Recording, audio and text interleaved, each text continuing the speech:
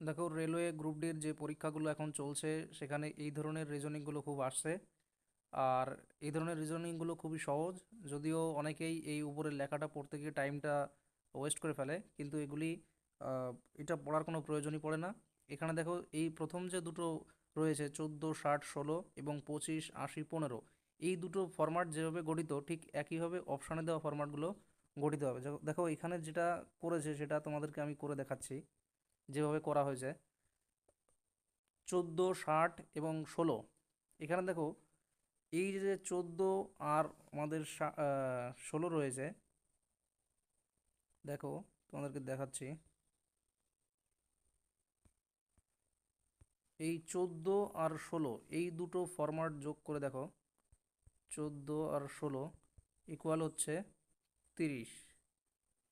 এই 30-এর সঙ্গে দেখো কত গুণ করেছে, 2 গুণ। তাহলে আমরা মিডিলের 60 পাচ্ছি।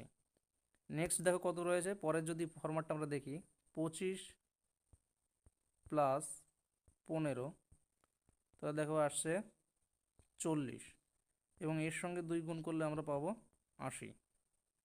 তাহলে ঠিক এইভাবে কোন ফর্মুলাটা আমাদের অপশানে গঠিত হয়েছে সেটা আমরা দেখব। দেখো, যদি আমরা প্রথম অপশানটার দিকে খেয়াল করি, 19 আর 21, এখানে যদি আমরা 19 আর 21টাকে যোগ করি তাহলে আসছে 40।